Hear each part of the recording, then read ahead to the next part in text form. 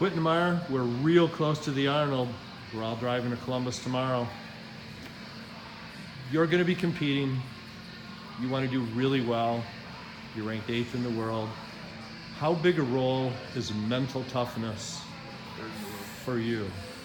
Third in the world. Good. I love being corrected in that direction. Yep. Well, mental toughness is honestly, it's the hardest part of powerlifting, especially in competition. When it comes to that level of intensity and that level of pressure, especially when you're at the Arnold, it's timed out exactly. You got to be in exact places at exact times. You got to be ready when you need to be ready. You know, once your name's called, you got 60 seconds to get up there and do your lift. You got to get your start command in that time. And I don't know, the first 10 years of my career, I found that was the hardest part. I mean, honestly, I almost didn't like competing just because of how intense it was and how mentally draining it was. I mean, it was tough, but I mean, more than worth it. I mean, it really was. And I've gotten to the point where I can be calm because I know I've done it. I know how to do it, and I've been doing this for 13 years.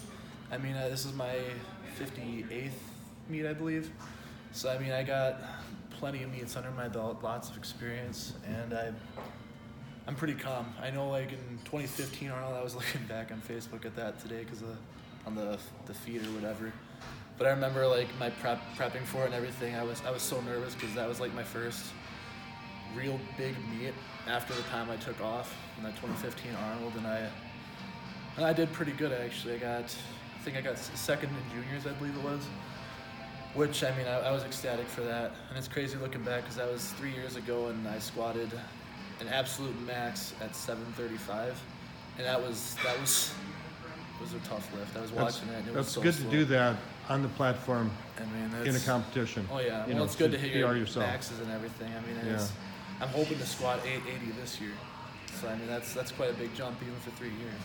If you're competing with somebody in a meet that is a little bit stronger than you possibly,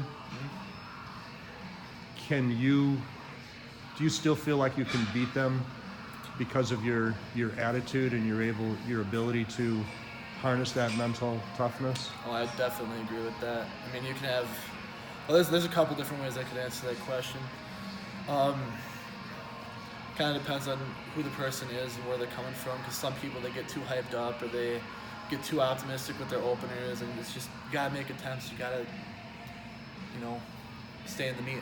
I mean, especially at that level, the judging is so intense. I mean, squat, getting depth, bench, getting your press command. I mean, it's different than training in the gym. I mean, then you got people that are just way above everybody else, like Blaine Sumner, for example. I mean, he's gonna be at the Arnold, and that guy's a monster. I mean, I think it was 674 was his Wilks.